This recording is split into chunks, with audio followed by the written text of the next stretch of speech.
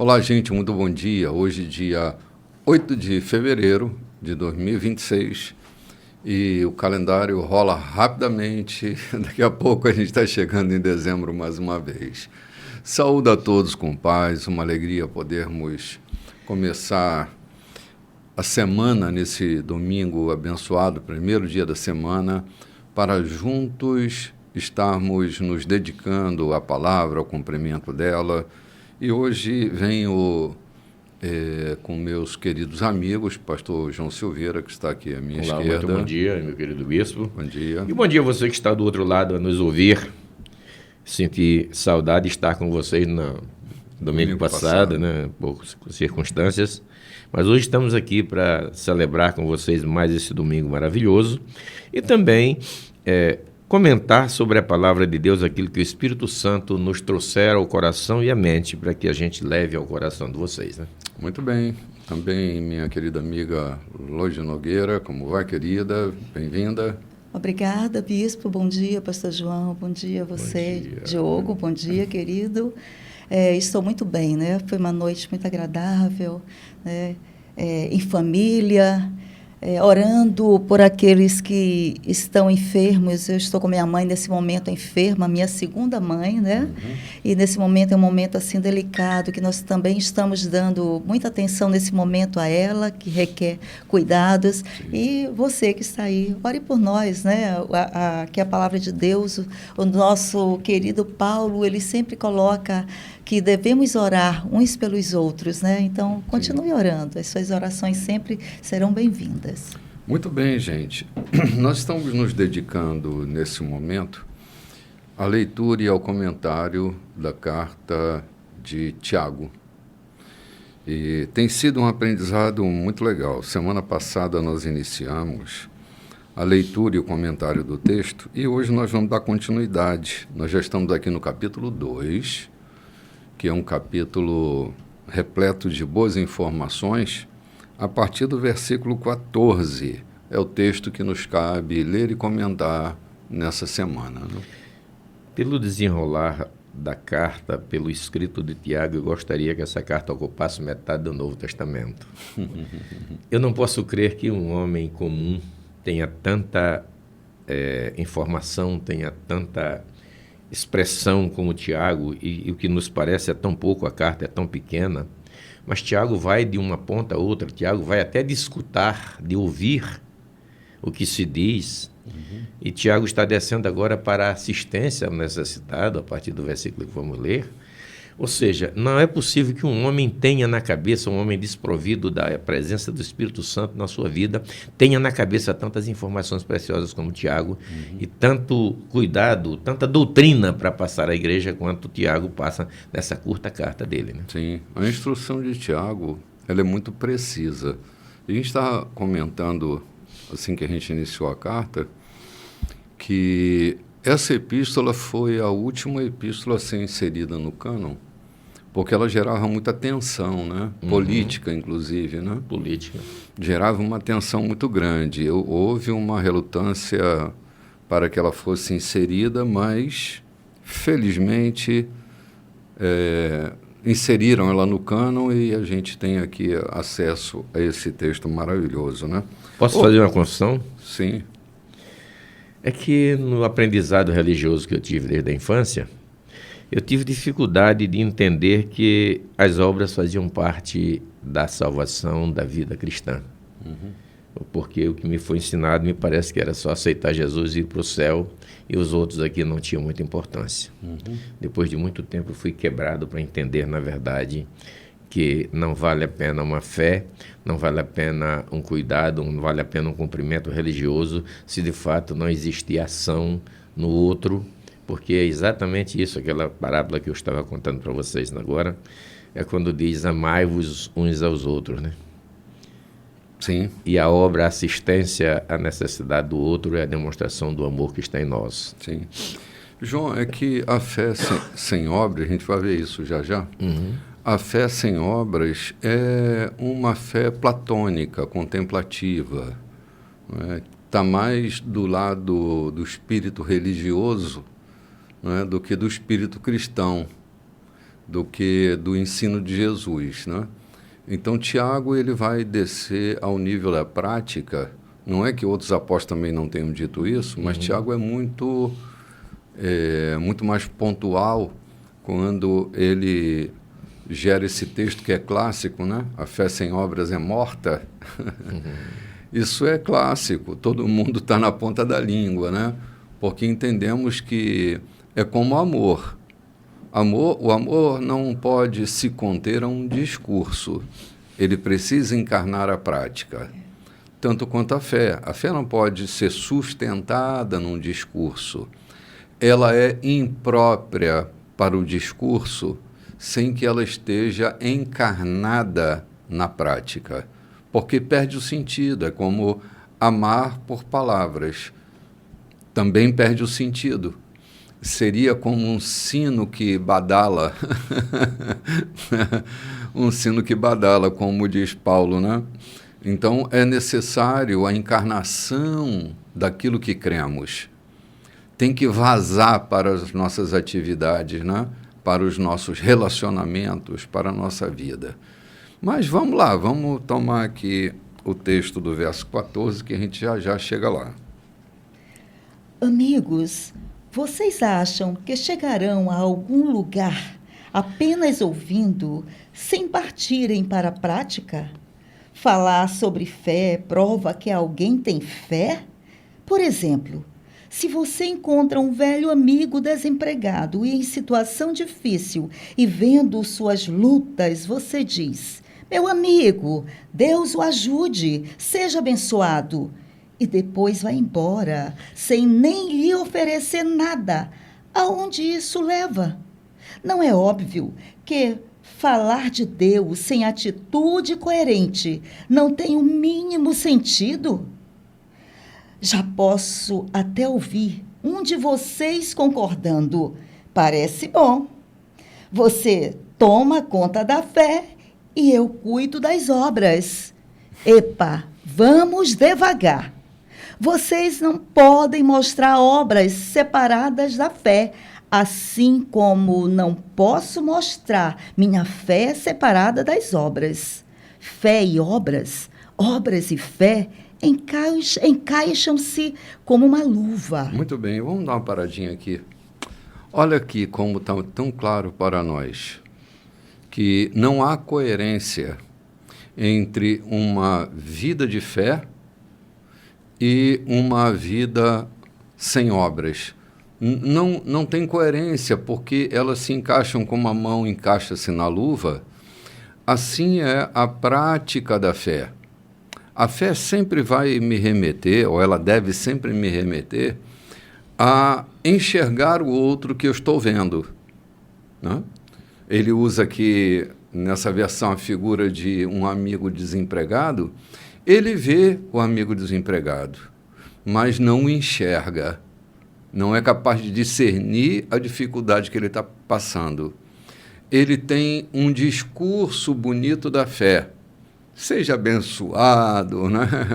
Vá em paz, Deus abençoe você, mas não é capaz de atender a demanda da necessidade do outro. Então, a fé, ela vai incorporar essas duas relações. Eu olho para o outro, enxergo o outro e, por fé, eu me movo no socorro.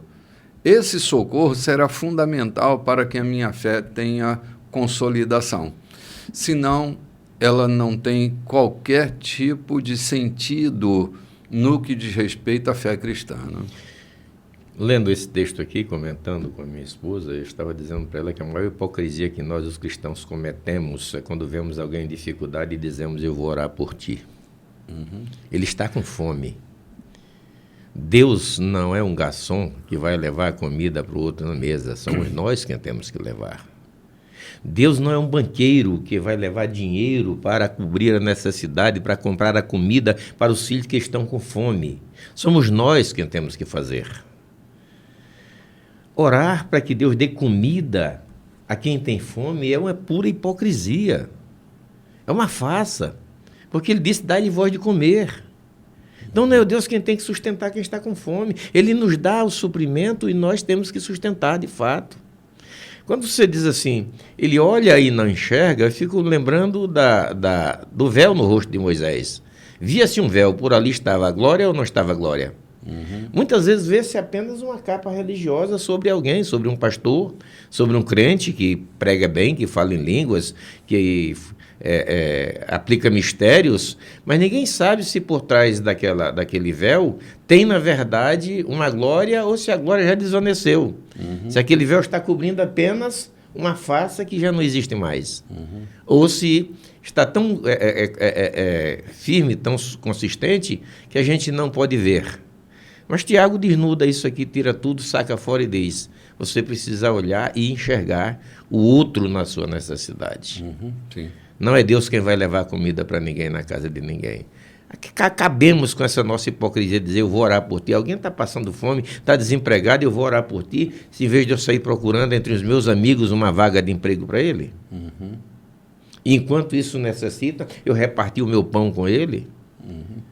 A expressão bíblica não é que tu repartas o teu pão com faminto e não está procurando cesta básica nos governos para dar para quem está, para comunidades que necessitam.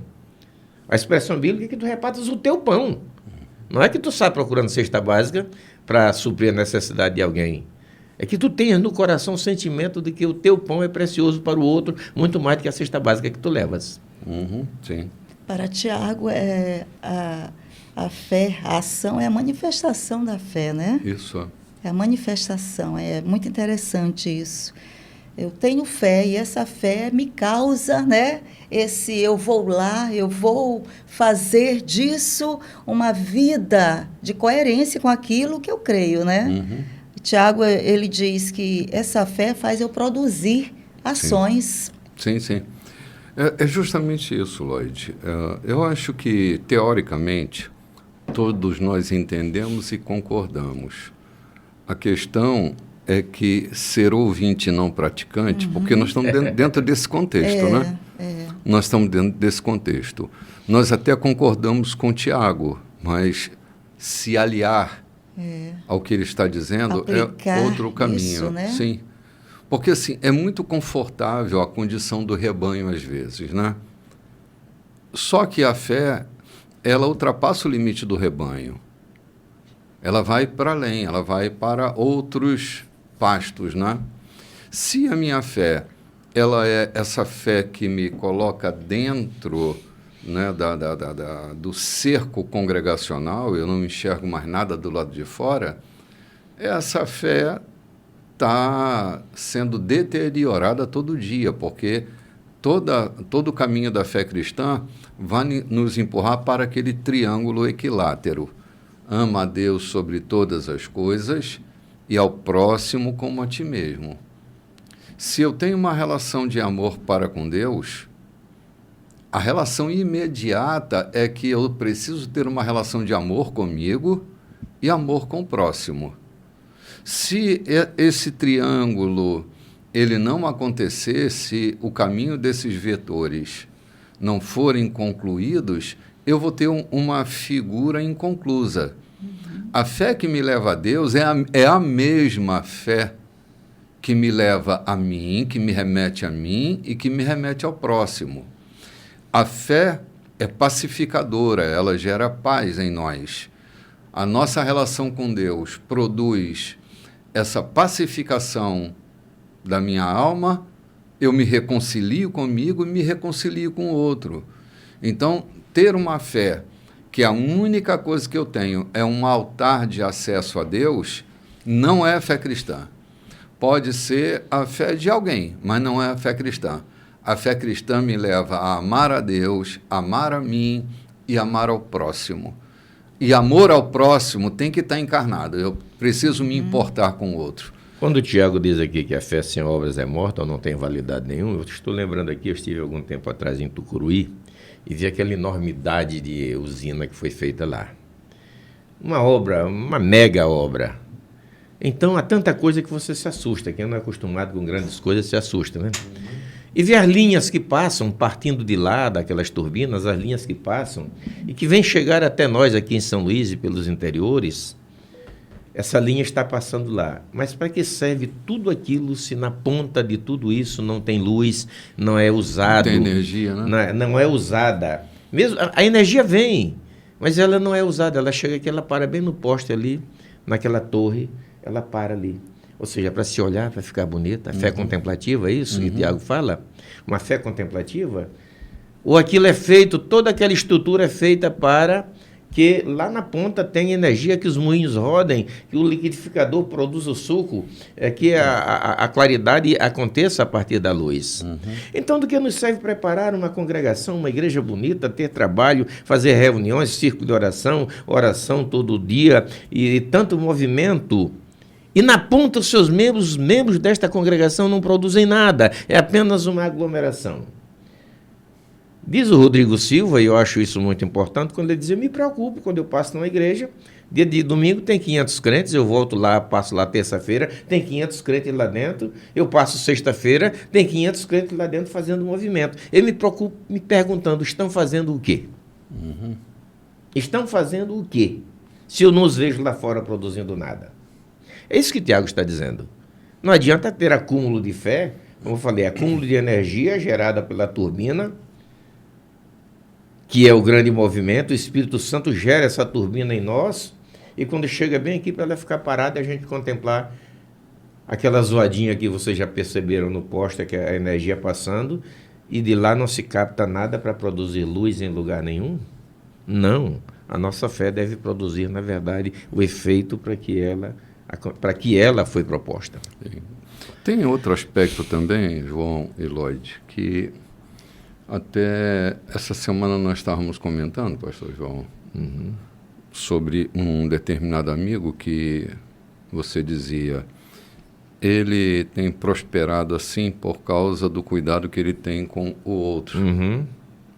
A impressão que me passa já há anos é que muitas vezes nós estamos sendo abençoados para que essa bênção que nós recebemos alcance o outro. A palavra Baruch, né, que é a palavra abençoador, ela não é o abençoado, é o abençoador. Ou seja, de mim partem recursos. Eu tenho essa impressão, não posso fazer disso uma doutrina, mas uma impressão muito forte que eu tenho, é que muitas vezes a nossa prosperidade ela tem mais a ver com o outro chegar à luz na casa do outro do que ser um grande transformador que fica acolhendo energia sem passar, acumulando. Uma bateria, né? Uma bateria acumuladora de energia. A impressão que me dá é que quando eu abençoo, eu faço o fluxo fluir na minha vida. Cai em mim e eu escoo, cai em mim e eu escoo. Ou seja, a generosidade, a avareza é a maior miséria que a gente pode ter nas relações interpessoais. Falávamos ainda há pouco da tragédia de Sodoma e Gomorra, que a gente se aferra às questões da sexualidade mal enjambrada de Sodoma e Gomorra, mas o pior problema deles, diz Ezequiel, que é a avareza. Havia cidades próximas com falta de recurso, eles tinham recurso, mas não estendiam a mão para socorrer as cidades que estavam em colapso. E diz que essa foi a maior tragédia de Sodoma e Gomorra. A avareza, né? Haviam cidades próximas que estavam sendo invadidas e oprimidas e eles não tinham... Não, eles tinham recurso, mas não distribuíam. Tinha um exército muito grande que podia socorrer, mas não socorriam, né? Aí você vai pegando essa deixa, você chega lá em Abraão, no capítulo 17, quando Deus diz para Abraão, "Se tu uma bênção", Abraão chega em casa cansado, com seus homens, e recebe a informação de que os seus amigos foram levados cativos. E ele não para descansar e nem montar estratégia. Ele junta essa turma e vai lá atrás. Porque essa é a fé que está no coração, é a generosidade brotada pela fé. Quem foi Abraão? O homem da fé, né? Então, se Abraão era um homem que tinha fé, essa fé brotava no coração dele tanto fruto que ele não descansava para socorrer os amigos. Não obstante isso que a gente fala de Sodoma e Gomorra. que podiam até viviam regaladamente, mas não tinham generosidade com ninguém, né? Sim. Para mim, há uma lógica e um caminho muito sensato para a prosperidade. Chama-se generosidade.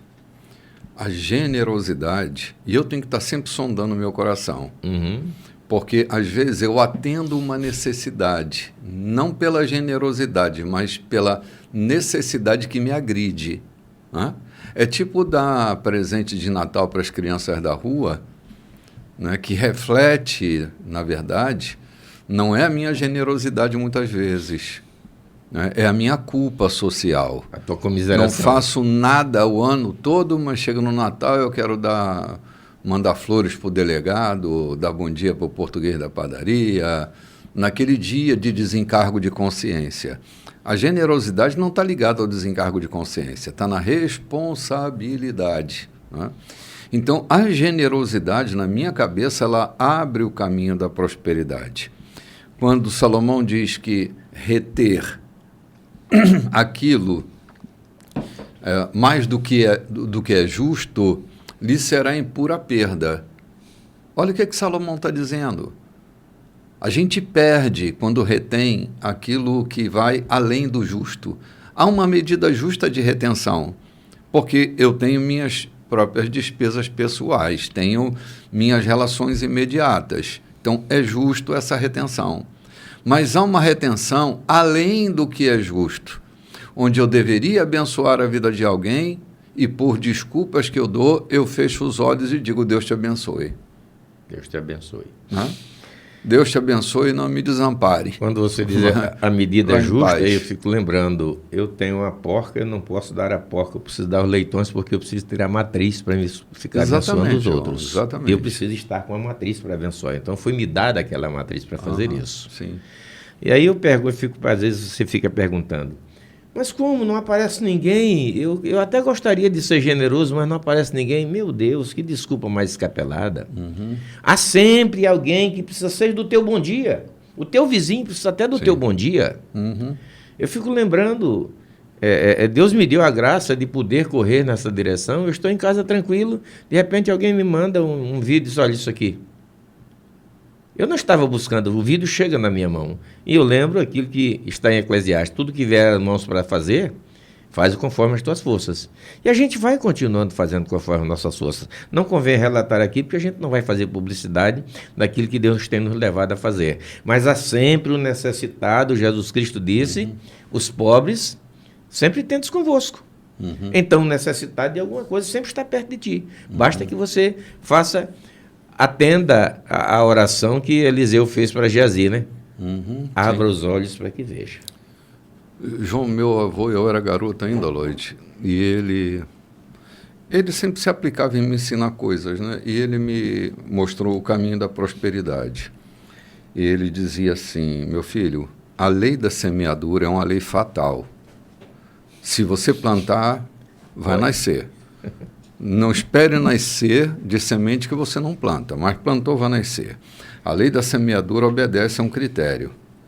Você planta e na hora de colher, você retém algumas sementes para um novo plantio do próximo ciclo, você come parte dessas sementes e a outra parte das sementes, né, você dá para o necessitado. Ele atendia a lei de Moisés, né, nesse ciclo da semente. Né?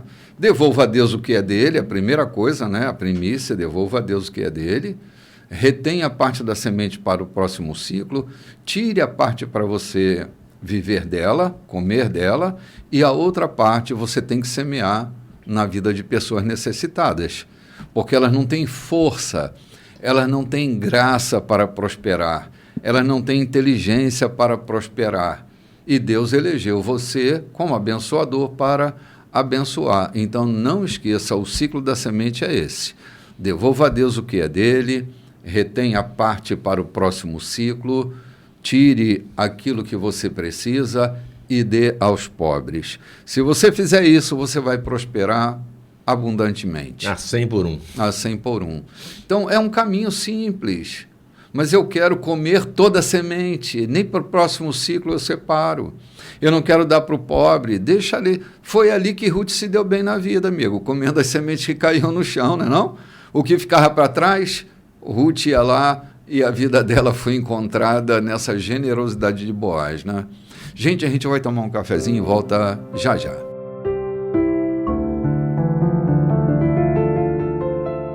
Olá, gente, de volta. Esse é o segundo bloco da nossa programação de hoje.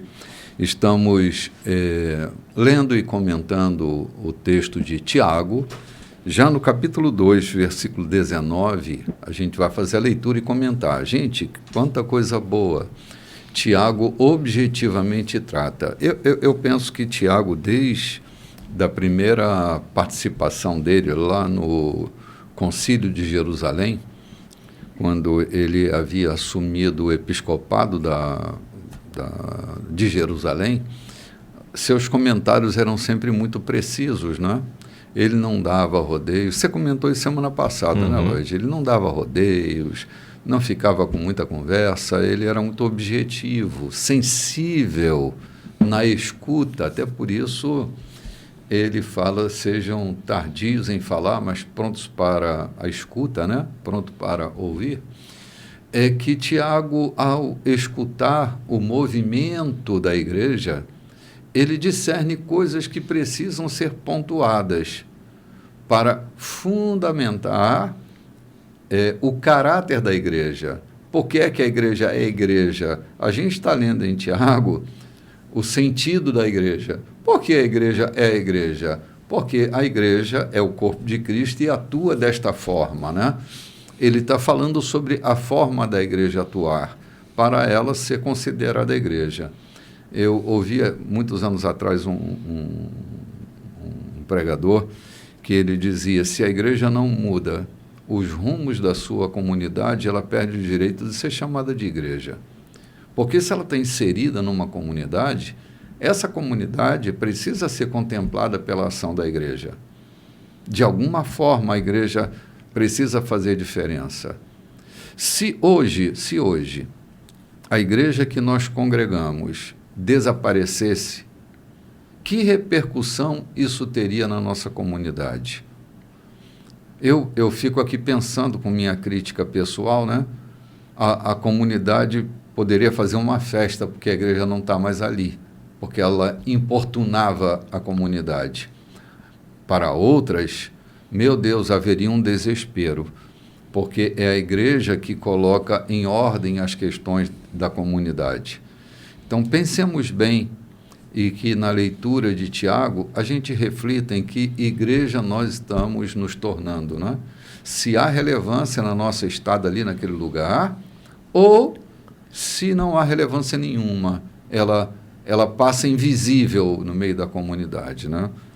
Pois bem, a reflexão Você está séria. falando de uma coisa, eu estou aqui entrando muito mais à frente, nas minhas militâncias políticas e pessoais, não sou um político partidário, mas observo nas regiões onde milito, é que igrejas que estão imiscuídas dentro do governo, a pergunta é, elas estão lá influenciando para melhor ou buscando recursos para si próprios? A igreja afastada de um poder municipal, ela trará bem ou fará bem se ela se afastar? Ela é imiscuída lá dentro, ela fará bem aquele poder, aquela administração, ou ela fará bem se afastar dali porque está apenas explorando? É bom que estamos falando, não estamos aqui falando mal de ninguém, estamos falando de ninguém, só advertindo, aproveitando o que Tiago diz, a nossa presença, a presença daqueles que são a igreja de Cristo, precisa, na verdade, ser vista como igreja e não como explorador do outro. Bênção, abençoador, aquele que dá, que abençoa, e não aquele que vai para ser abençoado. Sim. João, é que a miséria ela é uma indústria muito lucrativa. Desculpe entrar nesse particular, mas a gente está entrando aqui na vida da igreja.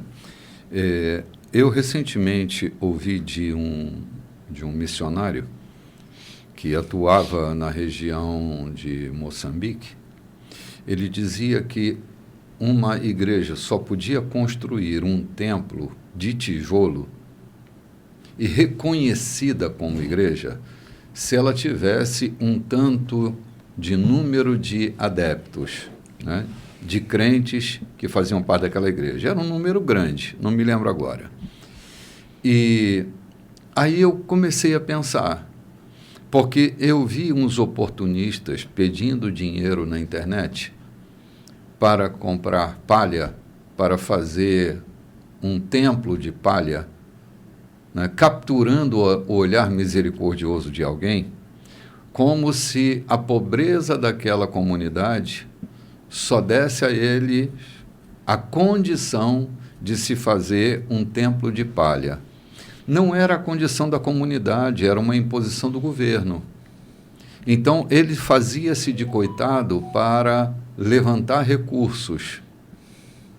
Entende? Então, usava aquela coisa que é assim mesmo, a lei do país é essa mesmo. Se eu tenho, 1.000 pessoas, eu não posso levantar uma parede de tijolos, eu tenho que levantar a parede de palha. É a ordem do governo. Então, não era falta de recurso, era oportunismo. Tipo aqueles que fazem propaganda com uma floresta de 5 árvores, né?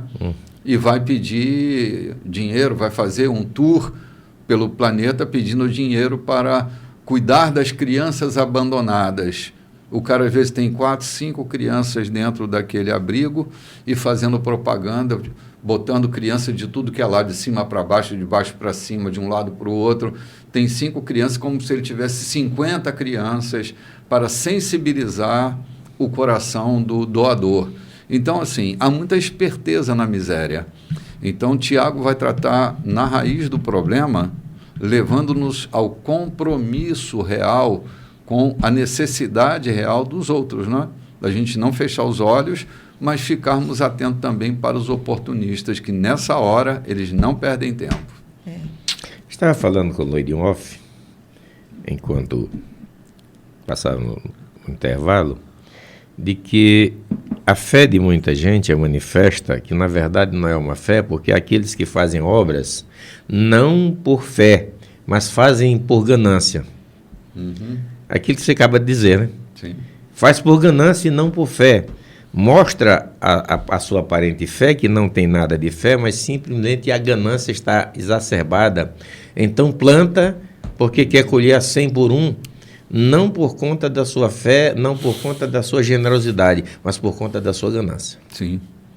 Há muita gente fazendo isso. Sim, sim. Infelizmente, há muitas igrejas que estão sendo construídas, me desculpem, eu não queria agredir ninguém aqui, muitas igrejas estão sendo levantadas e construídas não por conta do abrigo daqueles que militam na fé, mas por conta daquilo que eles podem produzir.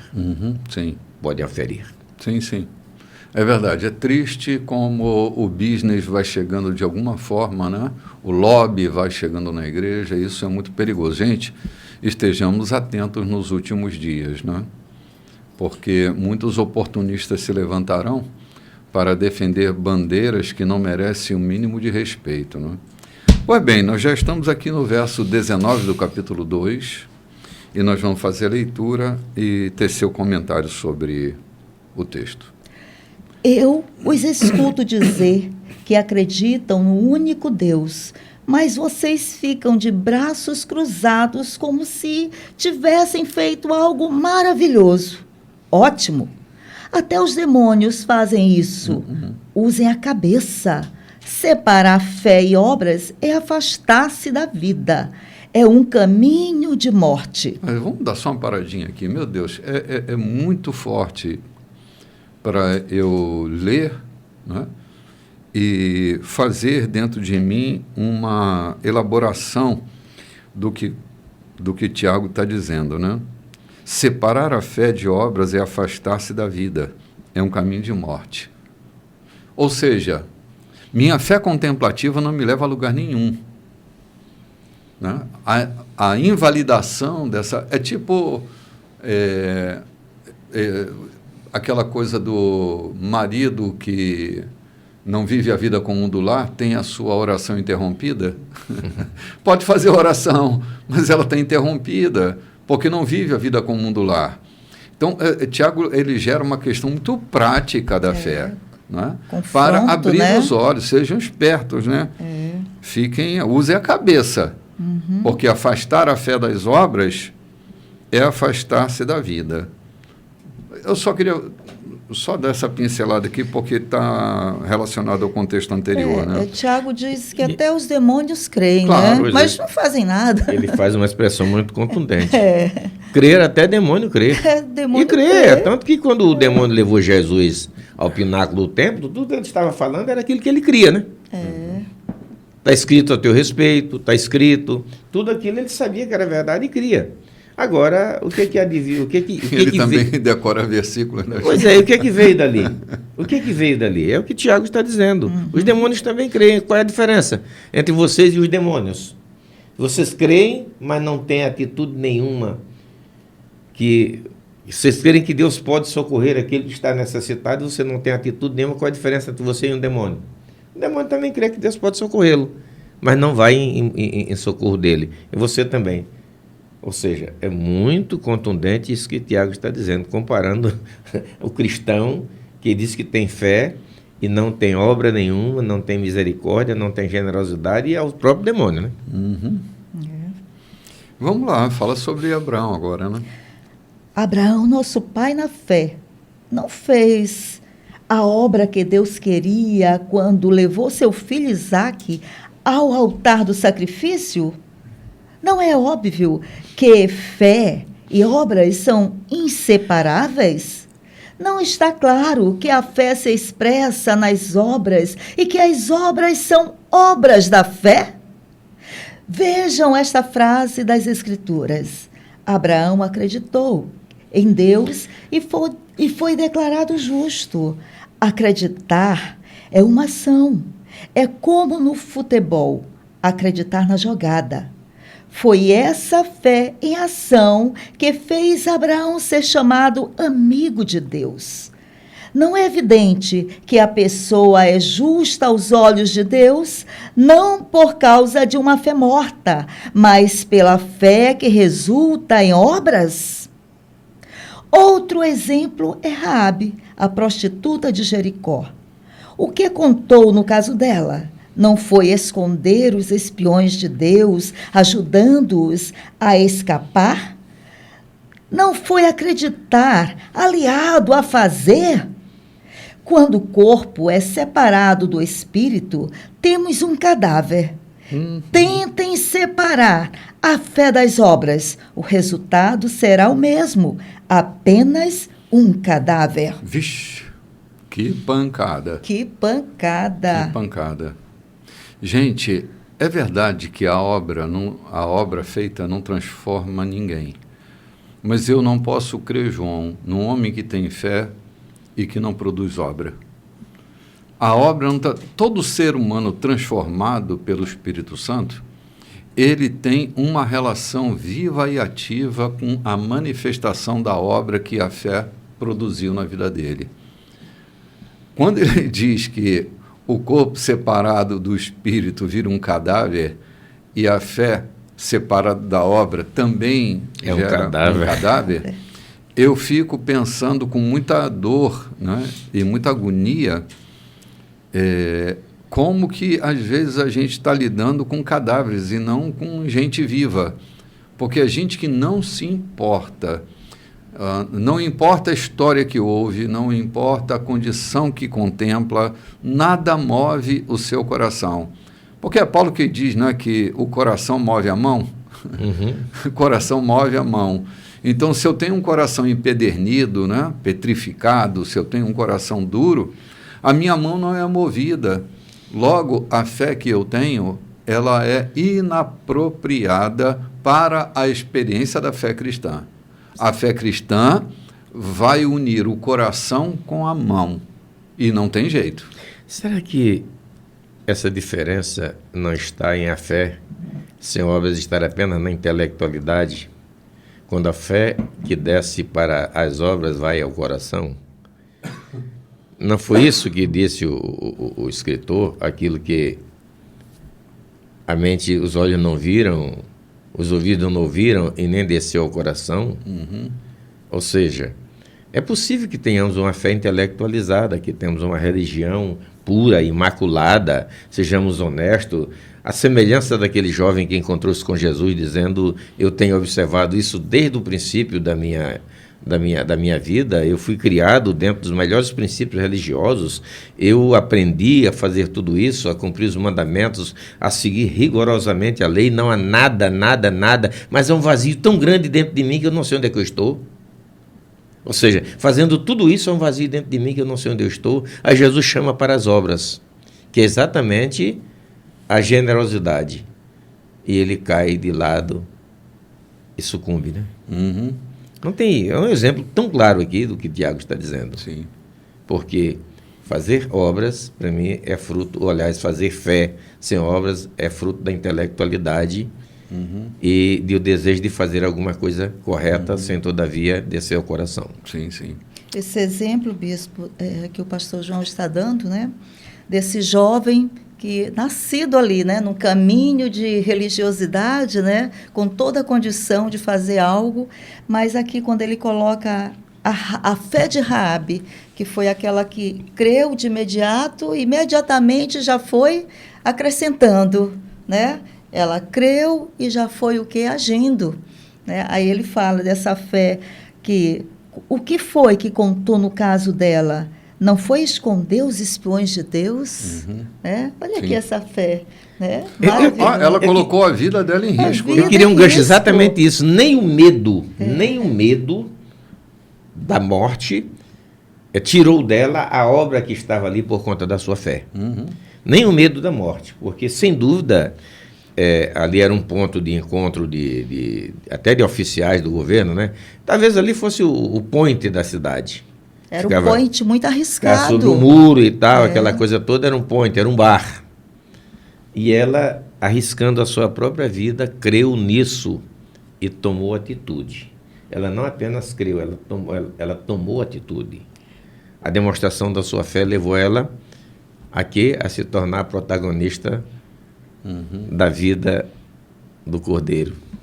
Sim. Fez estratégias, né? Sim. Ela pensou, ela fez estratégias para que aquela fé, para aquilo que ela ouviu, acreditou, né, tomasse um rumo de realização. Sim, as histórias de Deus são histórias muito estranhas, né? Ele coloca como ascendente de Jesus, né? Uma prostituta. Olha a estratégia divina para guardar a semente do Messias. Ele pega aquela mulher de reputação extremamente arranhada no meio da sociedade, mas o ato de fé dela, né? O ato de fé gera uma conexão com os propósitos do Altíssimo. E Deus coloca nela esse caminho, né? Dela ser uma ascendente de Jesus. Outra coisa que eu quero colocar aqui é que a gente falou ainda agora sobre obras por ganância, obras por interesse, né? A gente percebe nessa mulher que quando ela esconde os espias, ainda não havia interesse nenhum em recompensa. Ela escondeu por generosidade, escondeu por fé. Depois de uma conversa, ela disse: eu sei que vocês vão destruir essa cidade, vocês podem poupar a minha família. Ou seja, não há uma demonstração de ganância. Aquilo que falei, muitas vezes nós fazemos obras para ganharmos com elas. Ganharmos notoriedade, ganharmos aplauso, likes, entendeu? Sim. Até louvores que nos tiram de um ostracismo. Quando, na verdade, essa mulher está dando uma verdadeira demonstração. Ela primeiro escondeu os espias. Depois, numa conversa, ela apresentou o seu pedido. Todavia, ela não fez tanto drama para dizer se não acontecer. Eles disseram: se tu crê, a tua fé já foi a demonstração disso, só dá-nos um sinal. Sim. E ela continuou mostrando que a sua fé não estava apenas naquele ato que ela fez, mas na certeza do que vinha. Porque quem tem fé precisa crer que vai acontecer. E ela usou o que estava ali os recursos que estavam disponíveis naquele momento, o cesto, o lençol, né? Palha de a trigo. janela, justamente, ela usou como estratégia da fé. A fé cria estratégias, né, meu bispo? Sim, Tu falaste uma coisa linda, desculpa aí, que muitas vezes nós queremos ser generosos, mas jogar na loteria para ganhar dinheiro. Então, quando eu enriquecer, eu posso fazer alguma coisa para alguém. Se eu tivesse dinheiro, eu faria. Tu falaste uma coisa muito, muito importante. Ela usou todo o recurso que ela tinha, até a palha, para escondê-los no telhado, né? Cobri-los no telhado. Ou seja, muitas vezes a nossa desculpa, a nossa falta de generosidade, a nossa falta de empatia com a necessidade do outro é tão grande que nós esperamos ganhar na loteria ou enriquecermos para poder ajudar. Porque ele dá porque ele tem. Eu tenho um aforismo que eu criei, que quem não dá porque não tem... Não tem porque não dá. Não tem porque não dá. Quem não ajuda com o que tem, nunca terá para ajudar ninguém. Sim. Essa foi muito, muito, muito bonita essa descoberta. Ela usou até a palha. Tudo que ela tinha disponível, ela usou. Talvez fosse quase insuficiente, mas ela conseguiu esconder e, por conseguinte, salvar toda a sua família. E algumas vezes, pastor João, a saída não é uma porta larga. Às vezes é uma janela e por cima de um muro, né? Sim. Verdade, Lloyd. É que, assim, nós estamos vivendo numa geração que está sendo contaminada pela viralização das coisas, né? E Jesus diz o seguinte, que a nossa obra de generosidade não pode ser um marketing pessoal. A mão direita que estende para dar, a mão esquerda nem precisa saber. E, na contramão disso, a gente está vivendo uma geração onde os likes são tão importantes que qualquer obra, né, feita, qualquer atitude, entre aspas, generosa, vai gerar recurso, porque vai monetizar aquela propaganda, né? Então, que a igreja não entre por esse caminho, que a igreja seja discreta na sua obra, que ela seja silenciosa como uma árvore que está crescendo, que ela não seja barulhenta como uma árvore que está caindo, mas seja poderosa como uma árvore que está nascendo.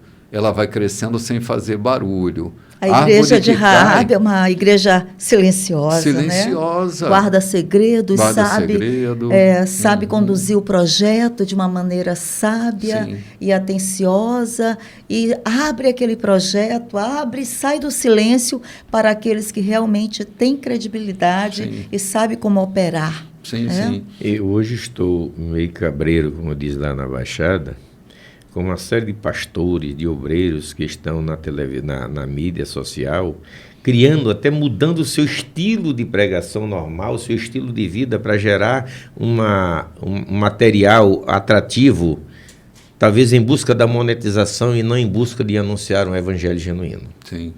É lamentável, se você captar, você pode ver isso acontecendo.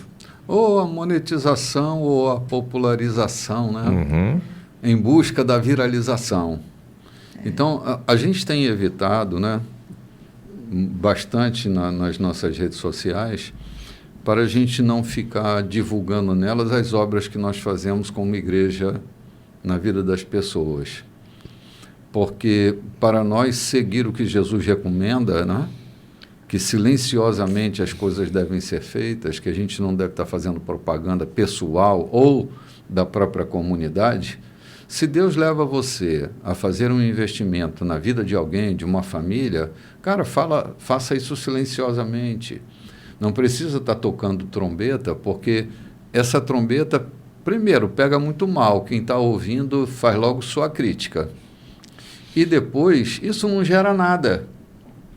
Eu não estou dizendo que a gente não deva fazer convocações para salvar uma família, convocação para salvar uma comunidade, uma convocação para salvar uma pessoa.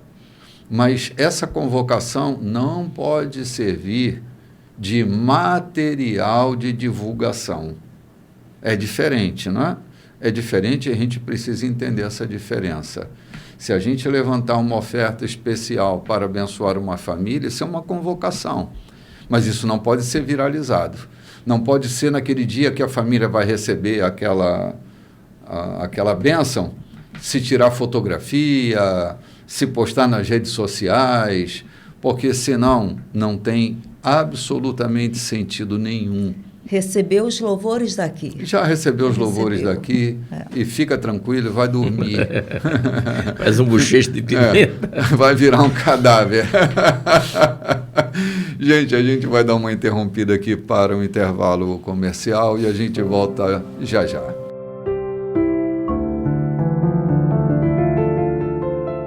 Muito bem, gente, de volta para o terceiro bloco da nossa programação. Hoje, dia 8 de fevereiro de 2026, tocando em questões muito pontuais.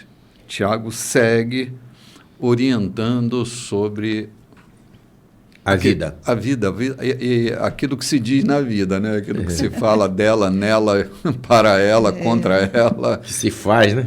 Exatamente. Olha só que lição tremenda nós temos logo no início do capítulo 3, né? Falando dos palestrinhas, né? Gente, eu estou cansado de palestrinha, meu Deus.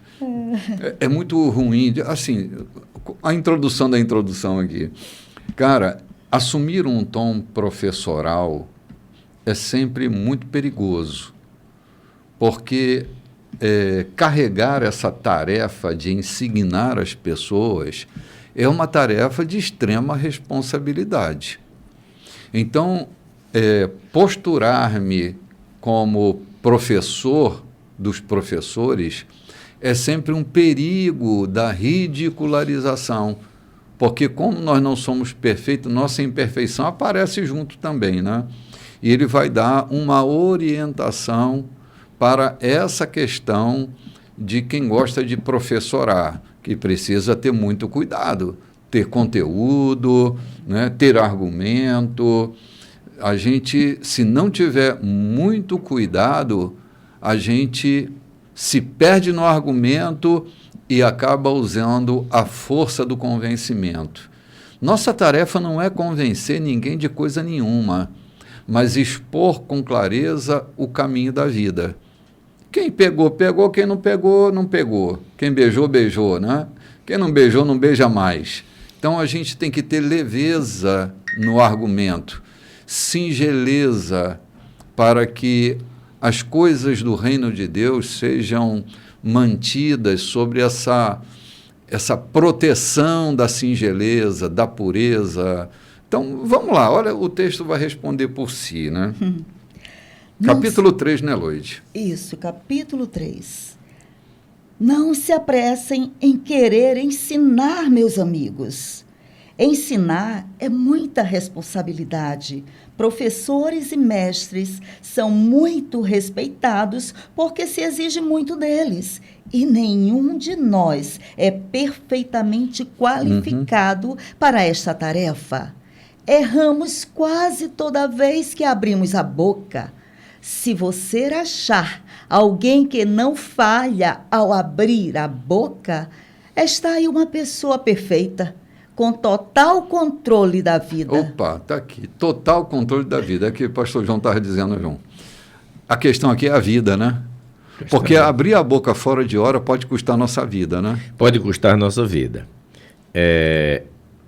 Informar, dar informações. Eu estou aqui parado enquanto a leitura está acontecendo, lembrando que muitas vezes nós mensuramos o auditório para poder levar a nossa mensagem.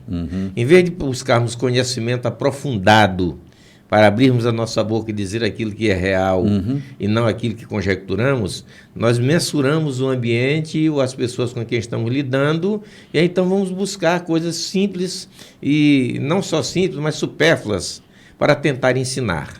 É um grave, é um crasso erro que nós cometemos. Sim. Tentar ensinar mensurando o nível daqueles que nos ouvem. Sim. Isso eu acho que é um crasso erro. Sim. Então vamos buscar conhecimento, quando o Tiago diz aqui, ninguém se apressa a querer ser mestre, porque nós tropeçamos. E eu fico lembrando ao longo da minha vida quantas pancadas eu já levei, quantas pernadas eu já levei, tentando achar que era do jeito que eu entendia, e na verdade não era do jeito que eu entendia. Tentar ser professor, tentar mostrar conhecimento, porque acha que o outro sabe menos do que você. É tolice, né, João? É uma tolice das piores possíveis. Sim, É pura tentar derrotar tolice. alguém num discurso é pura tolice, né? Tentar derrotar alguém, quando a gente leu lá em Colossenses, né? Que o objetivo não é professorar, mas é aprimorar o diálogo, né? Sim, sim, abrir diálogo. Você citava até ainda há pouco, João, gente que abriu a boca fora de hora e foi pago com a própria vida, né? Pago com a própria vida.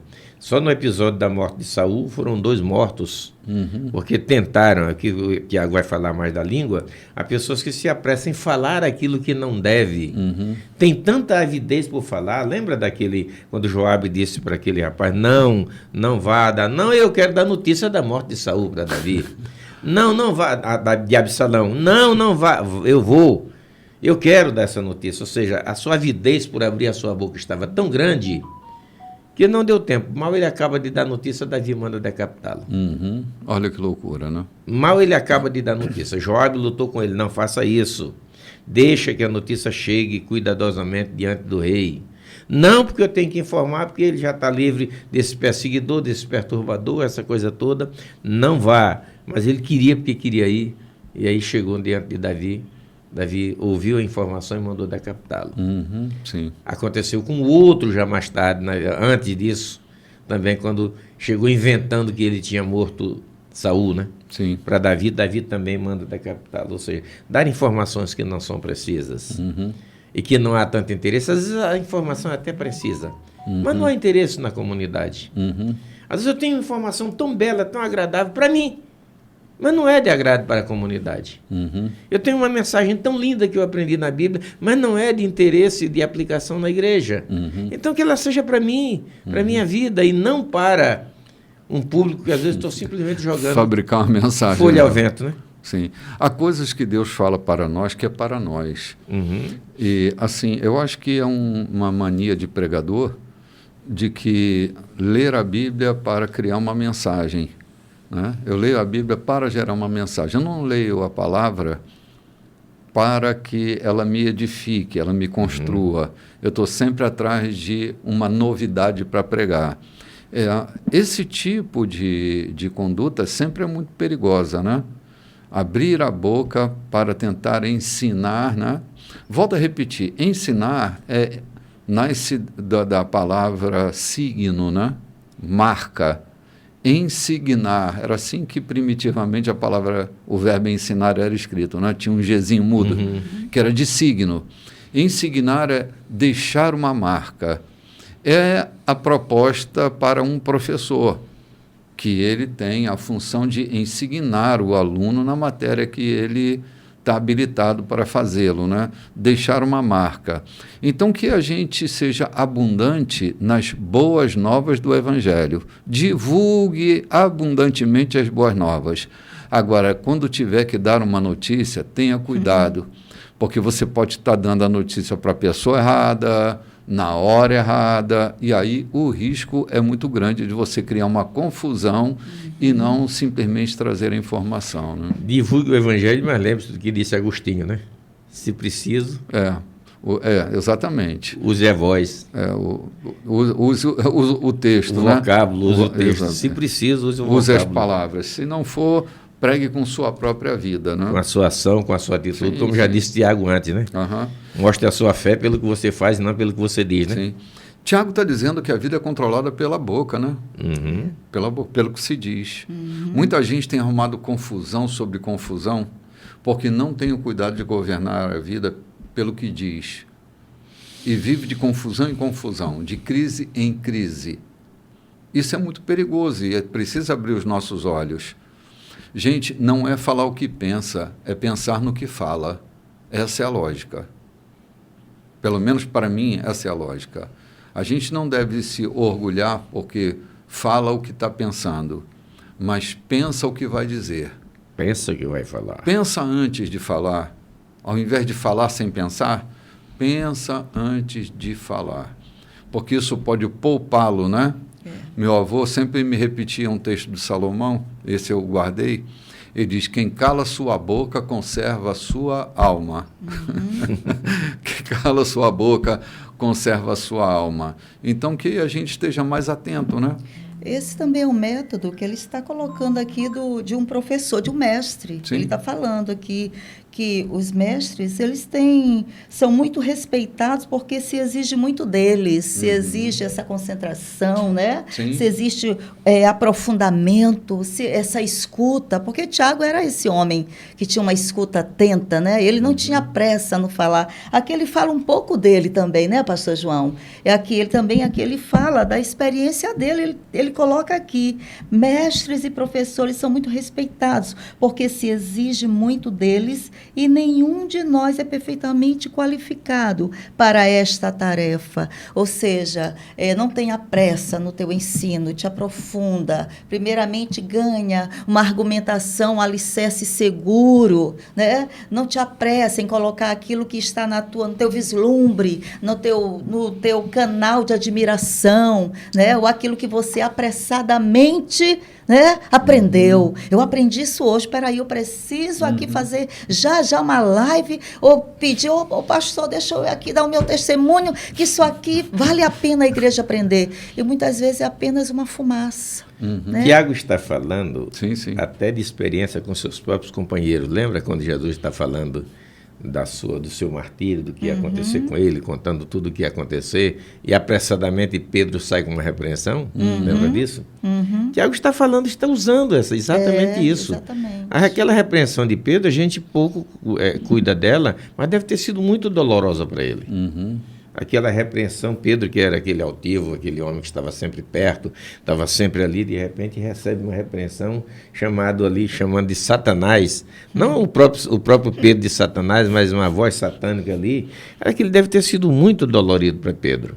É exatamente, Tiago está falando dessas experiências vividas, de que a nossa fala deve ser muito cuidadosa para preservar a nossa própria integridade, né? Sim. E depois Pedro, lá no concílio, né, traz ali uma orientação tão segura, que dá um testemunho do que ele ouviu Jesus falar, e em cima desse testemunho que ele ouviu Jesus falar, que todos precisavam conhecer o Evangelho, que o Evangelho era para todos, Tiago toma uma decisão. Olha que coisa maravilhosa! Em cima de uma postura segura, alinhada, que antes foi confrontada pelo próprio Mestre Jesus. Agora Tiago olha para Pedro, esse homem seguro, e dali ele toma uma decisão, né? E ali todos entendem, é uma boa ideia. Né? Logo depois daquela, Pedro sai com uma resposta também. Agora é que Jesus elogia quando ele diz: e para onde nós iremos? Se as palavras de vida eterna estão na tua boca. Sim, sim. Tu és o Cristo, o Filho do Deus vivo. Respostas que Pedro deu também, mas respostas alinhadas com o consenso do que estava acontecendo. Sim. Esse é o cuidado, de ter respostas alinhadas com o que Deus quer falar, na verdade, e não aquilo que queremos falar porque achamos bonito, né? A vida, ela é formada pelos ditos, né? Pelos não ditos, pelos interditos, pelos malditos. A vida é constituída na fala, né? A gente vai sendo... Até a nossa identidade, ela nos é dada por meio da fala, né? Então, é preciso ter muito cuidado. Você pode desidentificar uma pessoa, você pode criar uma identidade muito boa para ela, você pode estar contribuindo, ou você pode estar sendo um maledito, dizendo coisas que não deveria dizer, né? Isso machuca. A vida e a morte, dizia Salomão, estão no poder da língua. Estão no poder da língua. A língua é capaz de matar e é capaz de dar vida. Tem gente sendo curada pela fala, mas tem gente morrendo por causa da fala. Então, é muito importante. Ele vai continuar falando aqui. Verso 3, né? o freio na boca do cavalo comanda o cavalo inteiro. Isso. Com o pequeno leme de um grande navio, o capitão consegue contornar a tormenta. Uma simples palavra pode parecer nada, mas é capaz de construir ou destruir quase tudo. Basta uma faísca para incendiar uma floresta inteira. Uma palavra descuidada ou indevida pode fazer o mesmo. Com nossas palavras, podemos arruinar o mundo, criar confusões sem fim, jogar lama na reputação dos outros e encher o mundo inteiro de fumaça. Uma fumaça que vem das profundezas do inferno. Aí. Não é de se assustar? Não é, meu bispo? Eu me assusto, Lloyd, porque eu conheço muito bem a influência da fala. A fala é capaz de destruir uma família inteira. Olha, a igreja, vamos falar desse organismo. A igreja, ela é afetada por escândalos. Sempre se afeta. Seja lá um pecado de vitrine qualquer, a igreja é afetada. Mas nada se compara à afetação destrutiva de uma congregação a partir de uma fala maldita. A maledicência, a fofoca.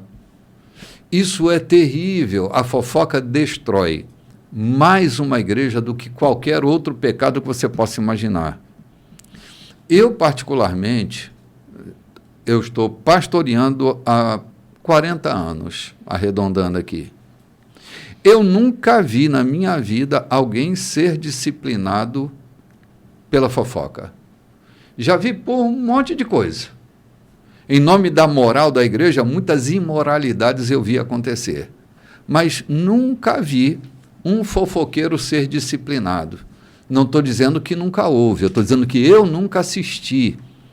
Eu nunca participei de uma reunião onde uma pessoa tenha sido disciplinado porque difamou alguém, porque caluniou alguém, porque usou a palavra indevidamente e acabou terminando com uma família. Eu nunca vi. Mas o pecado mais desastroso de uma igreja, de uma congregação, é a fala.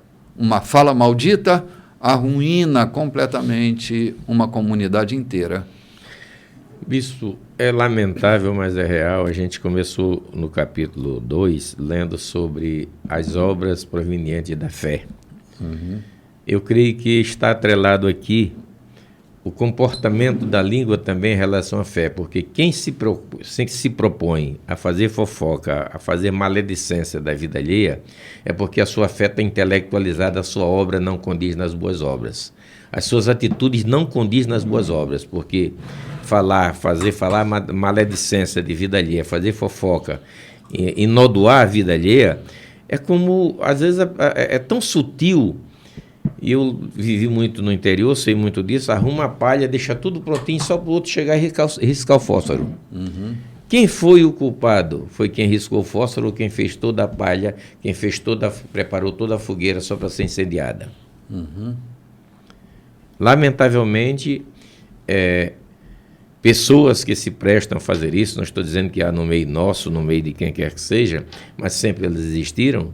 Lá na igreja de Jerusalém existia assim. Paulo fala de algumas, inclusive, é que essa maledicência ou essa vida de fofoca que inodua contra a vida das pessoas está atrelado a uma fé que não tem obras. Uhum. As suas obras são voláteis, volúveis. As suas obras são queimadas pelo fogo, como diz o apóstolo Paulo, né? Uhum.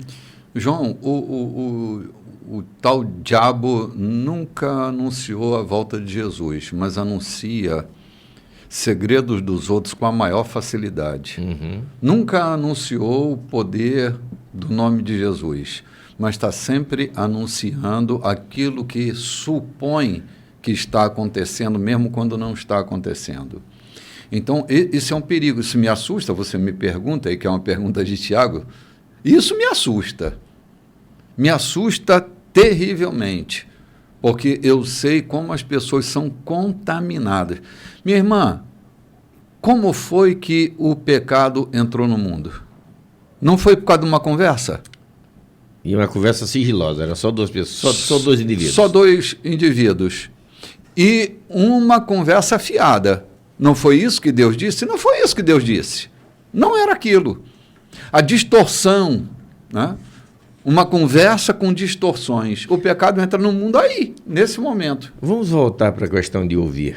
E veja bem, a serpente, o indivíduo que estava falando com Eva, ele não se propôs falar com Adão porque Adão tinha a veracidade da fala. Só que a fala que Adão repassou para Eva, ela já foi ouvida de forma deturpada. Sim, distorcida. Distorcida. Sim. E ele vem e fala com Eva porque já entendia que a conversa estava distorcida ao ouvir. E, infelizmente, tem sido, às vezes, desgraça de muitas igrejas, de muitos ministérios. Quantos pastores têm sido caluniados por inveja, por fofoca, por loucura? Eu lembro que eu li de uma moça confessando, inclusive ela morreu com câncer na língua, e ela disse: eu estou atribuindo isso àquilo que eu promovi dentro da igreja. Eu me proclamei como amante do pastor, quando na verdade era só meu sentimento de atração por ele. Ele nunca me disse palavra nenhuma de assédio para a minha vida. Eu simplesmente decidi abrir a boca e hoje estou pagando caro por isso. Uhum. Mas a minha tristeza não é porque ele paga caro, isso não é vingança.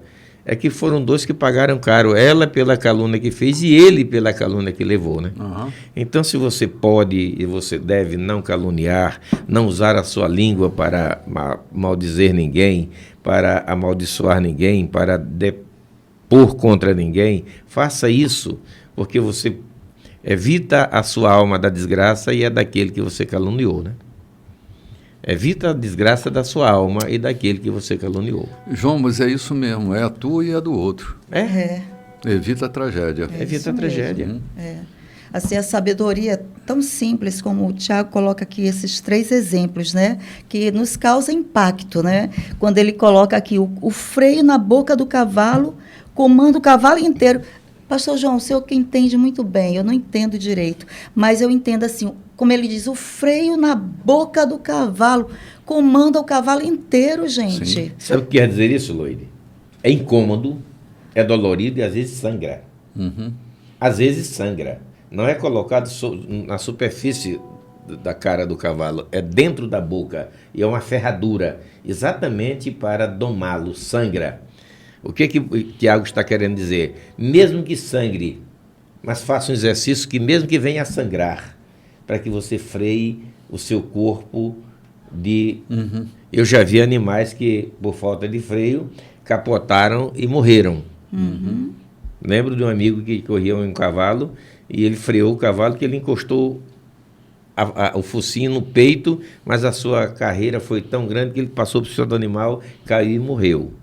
Ou seja, Paulo, o que Tiago está dizendo é, mesmo que sangre, que incomode o seu freio colocar na sua boca, mas faça isso porque você pode livrar a sua vida da morte. Né? Sim. Está falando de disciplina, né? Disciplina. Sim. João, tem gente, Loide, que precisa ter muito cuidado porque elas destilam veneno pela boca. Elas não só contaminam as pessoas, mas elas correm o risco de engolir seu próprio veneno. Uhum. Porque há um destilar de veneno, são pessoas venenosas. E o risco é, elas vão acabar se matando, engolindo o veneno que sai da sua boca. É um perigo. Ela nem se apercebe. Por isso que ela nunca assume o papel. Ela diz, ouvi de alguém me falou, alguém me disse, alguém citou, ouvi em tal lugar. Ela nunca é a protagonista, ela é a manipuladora, a orquestradora. Ela sempre coloca seu corpo fora e fica insinuando coisas.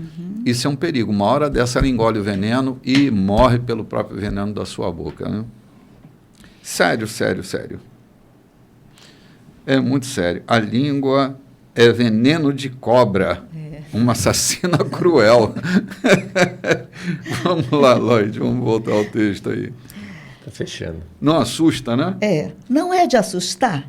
Peraí, Lloyd, só um instantinho. Sim. Faltam poucos segundos para a gente terminar esse bloco, mas a figura da serpente, mais uma vez, me fez aqui pensar nesse risco do autoenvenenamento, né? Dessa autossabotagem. Gente, se você recebe uma notícia, aprenda a guardar a notícia, não fica divulgando. Você pode estar até divulgando notícias fake news, né, João? Mensure, mesmo que essa notícia seja uma notícia verdadeira, mensure se o espalhar dela, o comentar dela traz algum proveito para quem ouve, para quem comenta, para quem está por perto. Você recebeu uma informação, e essa informação pode ser real, mas ela vai trazer algum proveito? Ela vai trazer resultados positivos? Sim. Se não, nem para você, nem para quem disse, então engula. Excreta, né, bicho? Excreta, esqueça. Muito bem. Ao falar de excretar, a gente vai tomar um cafezinho e a gente volta já já. Olá, gente. Agora o último bloco da nossa programação. O negócio está esquentando. Tiago está botando fogo aqui na situação. Mas é um fogo precioso que depura, que purifica.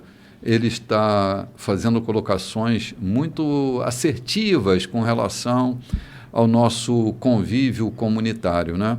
Olha a metáfora que ele cria agora para a influência da língua, o poder da língua.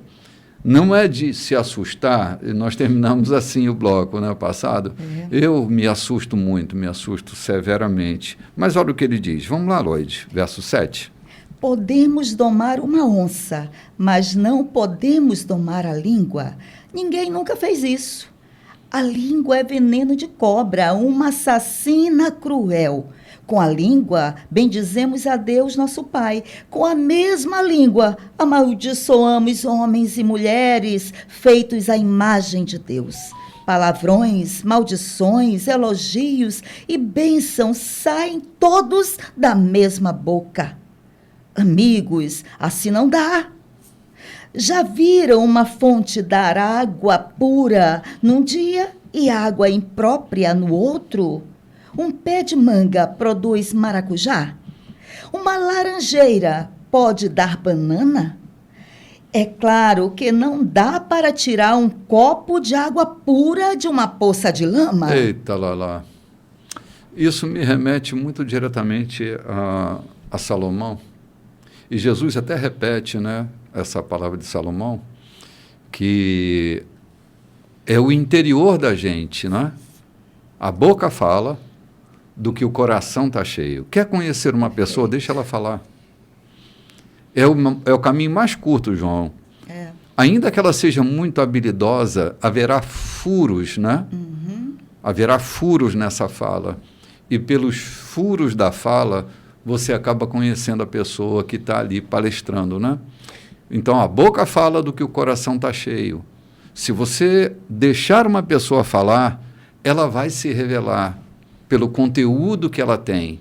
Não tem como escapar disso. A boca fala do que o coração está cheio. Alguém diz, deixe que pense que você é tolo, não que tenham certeza quando você abre a boca. Exatamente, João, exatamente. Deixa que pensem que você é tolo, mas não que confirmem ao abrir da sua boca, né?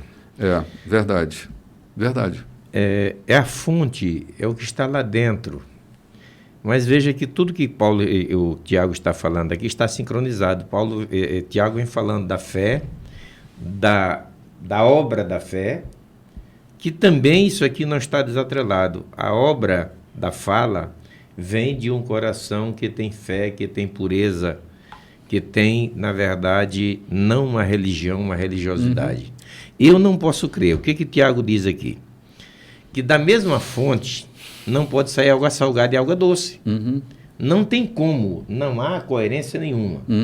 Até quando a gente caminha ali pelo Mar da Galileia, em alguns lugares, a gente vê algumas obras, eu perguntei por que aquilo. É que aqui tem lugar que brota água doce e tem lugar que brota água salgada, mas não é a mesma fonte.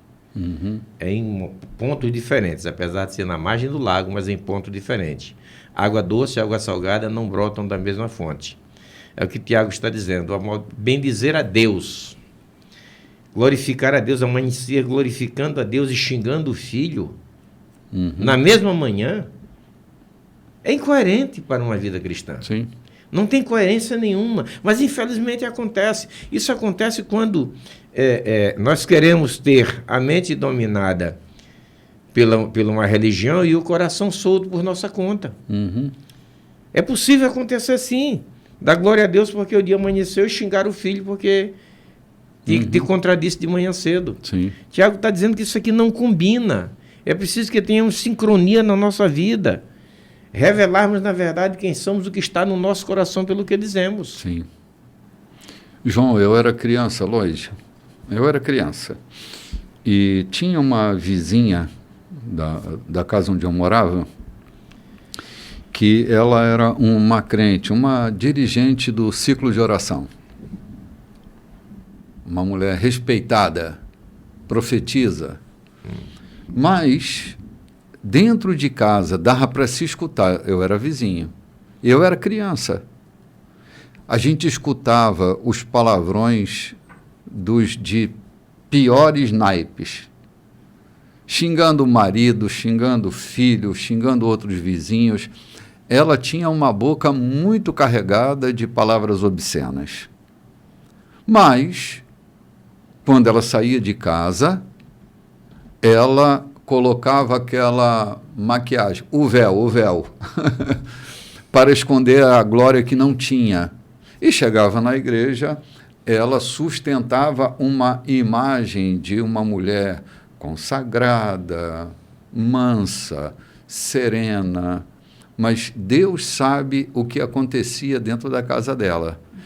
Eu aqui não estou dizendo que ela não era provocada, eu não estou criando história, eu só estou narrando o fato que é possível que a gente conheça uma pessoa a partir da fala dela. Deixa ela falar, ela vai escapar alguma coisa e a gente vai acabar conhecendo essa pessoa. É inevitável. Essa fonte, né, João? A minha preocupação aqui não está na fala, a minha preocupação está em termos do cuidado, na verdade, de vigiarmos. Em termos do cuidado de estarmos atentos, porque é natural, essa versão humana que nós temos de ser humano, de ser contaminado por um pecado adâmico, de viver uma sociedade que culturalmente nos instruiu da forma que nós vivemos, é muito tendencioso, descuidadamente, soltarmos palavrões ou dizermos coisas que não convém dizermos, que maltratam outro, que machucam a nós mesmos e etc. Então, o que Tiago está dizendo aqui? Tiago não está fazendo uma condenação à língua. Tiago está fazendo uma advertência a termos o cuidado de usá-la. A termos o cuidado de usá-la. Veja que ele fala dos navios, grandes navios que são guiados por um leme. Mas veja que o condutor do navio, o comandante, não está pegando lá no cabo do leme. Ele está lá na frente, com mancha na mão, fazendo com que tudo aconteça. Então, o que Tiago está dizendo? Que nós não precisamos ficar com a mão na boca o tempo todo, não, mas vigiando o nosso pensamento, vigiando as nossas atitudes, lá na frente, do coração, que é o manche que parte todas as saídas da vida, deve estar a direção para aquilo que vamos falar de fato, dizermos ao nosso respeito e a respeito dos outros. É interessante, pastor João, que ele fala, isso aqui é impactante, né? Depois desses exemplos, tem a parte aqui que ele diz, né, de assustar, é impactante, que ele diz que o homem, ele doma os animais, né, na natureza, o homem tem esse governo, né, sobre as coisas, mas não governa aquilo que está ali, né, dentro dele, fazendo parte do corpo dele, mas ele doma as coisas que estão de fora, na água, no ar, né? Até um passarinho, um homem é capaz de pegar o passarinho e colocar em uma gaiola para administrar a vida daquele pássaro, né? Ensinar o papagaio a falar. Ensinar o papagaio, ensinar um leão a se comportar, humanizar os animais, né? Nós estávamos falando sobre isso, mas não tem o governo a administrar aquilo que está dentro da sua própria boca, né? A sua boca. O que eu vejo Tiago os dizendo seus valores, aí, porque ele está falando aqui de caráter, na verdade, né, sim, bispo? sim. De caráter. O que eu vejo Tiago dizendo aí, para mim, o que eu estou sentindo aqui no coração, esse cuidado de Tiago dizer quão difícil é, quão nós precisamos estar vigilantes exatamente para que a gente não tropece, para que a gente não caia, para que a gente não ofenda, para que a gente não machuque, para que não se machuque, para que não ofenda e não blasfeme contra Deus. Porque será que Deus recebe de fato um louvor de uma boca que acaba de dizer, oh Deus, eu te louvo, e chama nomes feios sobre seus filhos, ou amaldiçoa o seu pastor? Será que esse louvor é recebido lá na glória? Porque veja que quando o sacrifício era feito, todas as vasilhas eram devidamente lavadas, não era? Aciadas, cuidadosamente aciadas. Até a cueca do sacerdote era examinada cuidadosamente. Então, aquilo que era para louvar a Deus, que era para trazer diante de Deus a oferenda, o ofício, todas as vasilhas do sacrifício eram devidamente limpas e polidas. Até as cinzas eram recolhidas. E com espevitadoras bem feitas. Ou seja, os candelabros, os vasos, eram tudo muito bem limpo. Por quê? Porque ali estava a glória de Deus para se manifestar, ou seja, como referência a receber a glória de Deus. E por que nós queremos receber a glória de Deus sobre a nossa vida, quando a nossa língua não tem respeito com o nosso próximo? Quando a nossa língua não tem respeito com nós mesmos? Quando a nossa língua difama, fala mal, acusa, solta toda a podridão que está dentro do nosso ser? Tiago está exatamente nos advertindo e dizendo, tenham cuidado, sabemos que é difícil. É mais fácil domar uma onça do que domar a língua. Mas é possível, sim. Se põe freio nos cavalos para domar o seu corpo, ponhamos freio na nossa boca para domar o nosso ímpeto de falar dos outros. Tiago não está aqui falando mal da língua. Ele está demonstrando, dizendo e nos incentivando ou nos ensinando a termos o cuidado para prosseguirmos como cristãos de fato. Sim. Eu acho que a lógica de... falar o que pensa não cabe aqui, né? É pensar no que fala.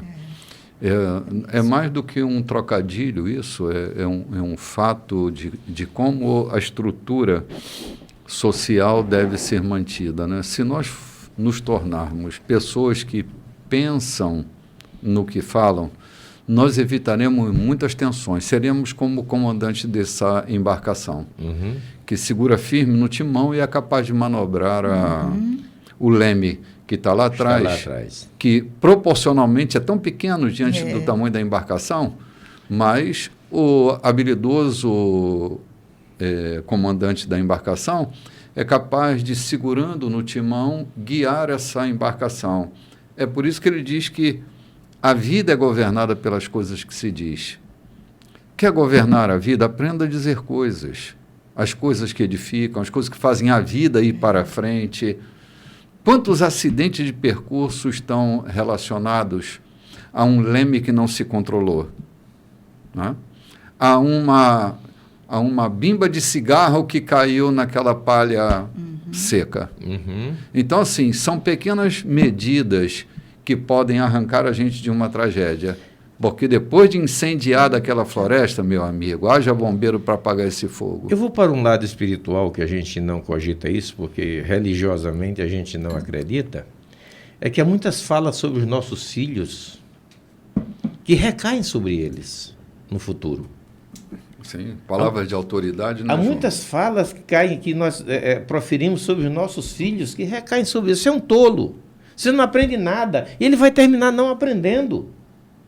Porque nós temos autoridade para proferir sobre eles aquilo que é bom, aquilo que é mal. Se bendizemos e maldizemos com a boca, é possível que aquela maldição que nós proferimos sobre os nossos filhos levem eles a carregar karmas horríveis durante a sua vida inteira, a não chegarem a lugar nenhum. Eu lembro, eu posso falar disso aqui porque eu tive a liberdade de conversar com essa pessoa, uma mãe queixando-se na casa do meu irmão, dizendo que ela não sabe o que aconteceu da vida dela, porque todas as filhas viraram nada, prostitutas e etc.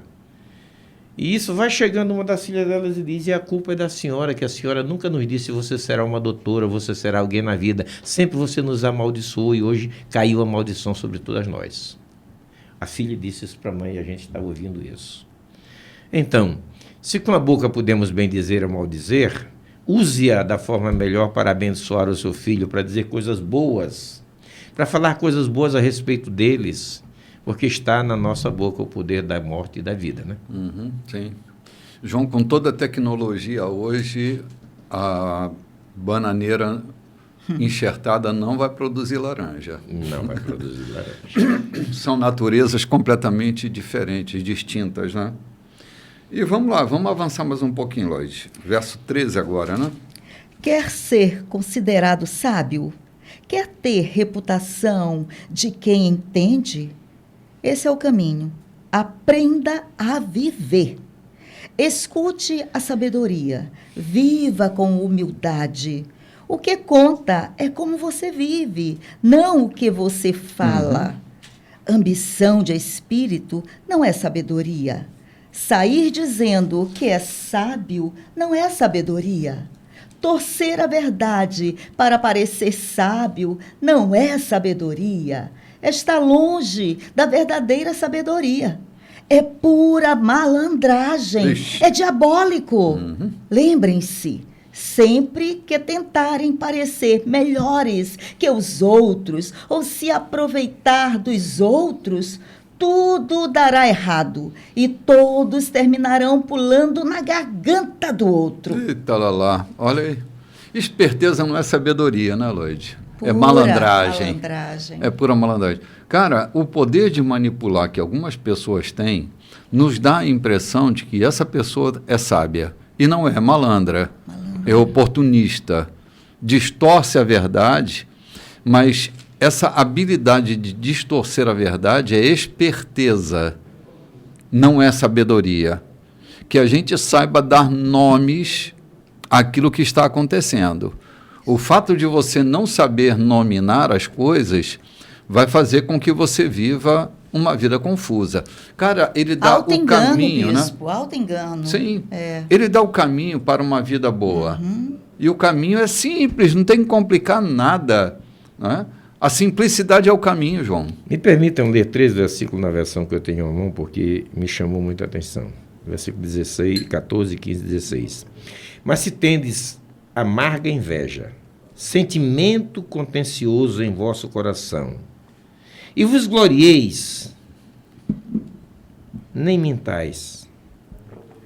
Essa não é a sabedoria que vem do alto, mas é terrena, animal e diabólica, porque onde há inveja, o espírito contencioso, aí há perturbação de toda a obra perversa.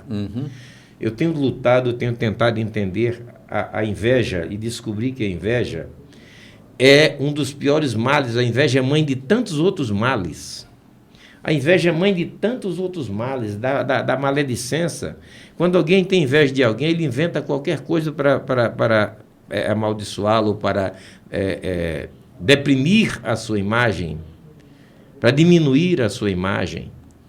Ele diz, mas se tendes sentimento faccioso, inveja, e essa inveja tem sido, na verdade, a mãe de muitas desgraças pelo mundo, até de igrejas. Até de igrejas. Quantos pastores têm sido difamados, caluniados por outros pastores, porque a inveja do crescimento da sua igreja tem sido a causa disso.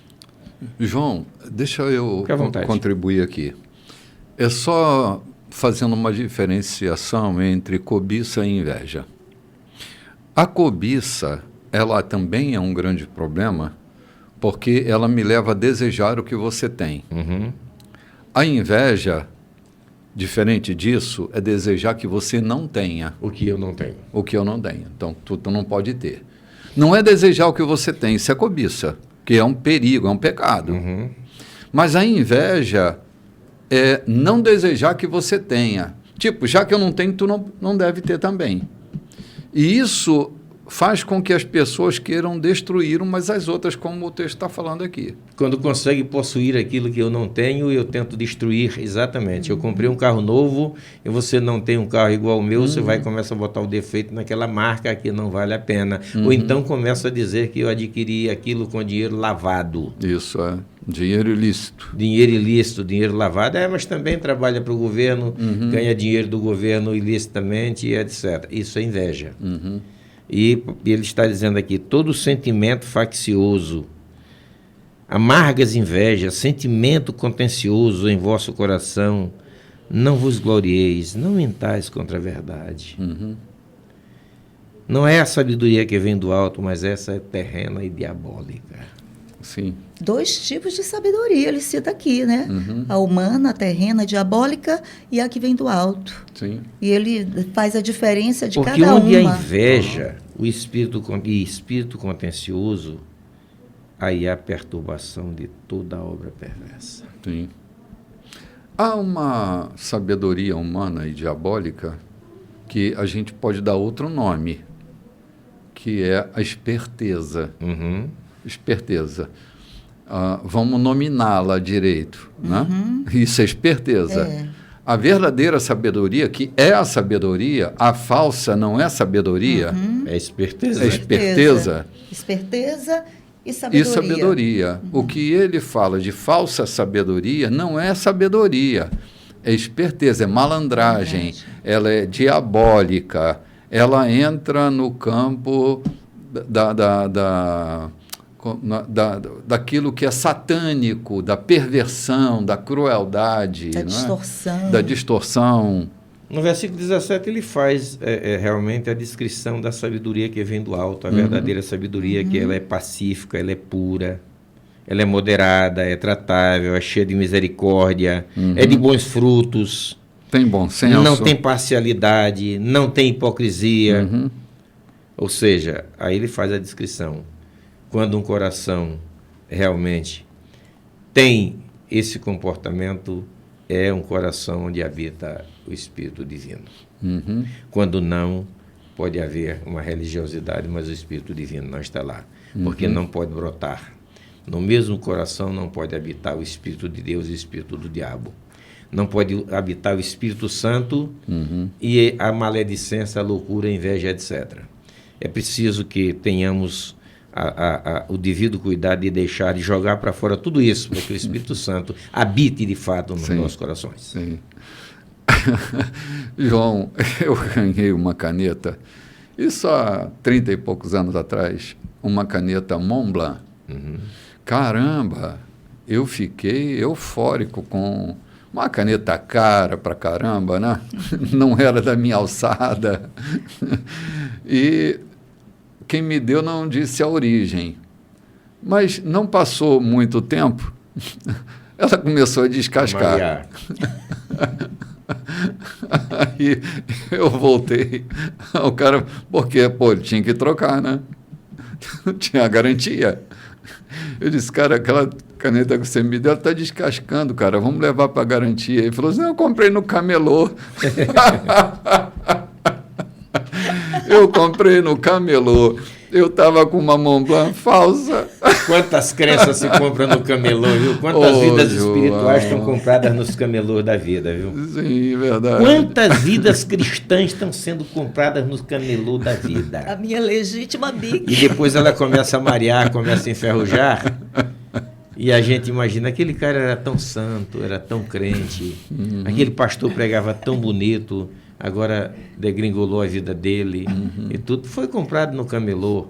Porque a verdadeira sabedoria, ela opera, o fruto da justiça semeia-se na paz, para os que exercitam a paz. Sim. Então vamos lá, Lorde, ler o verso 17 aí em diante.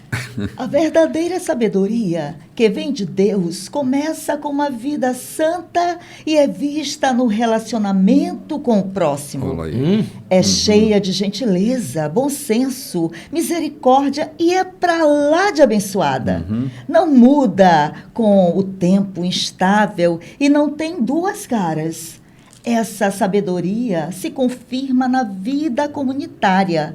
Você poderá ter uma comunidade saudável, sólida, bem-sucedida e que Deus aprova somente se trabalhar duro para fortalecer os relacionamentos, tratando todos com dignidade e honra. Meu Deus, fechou esse capítulo com chave de ouro, né?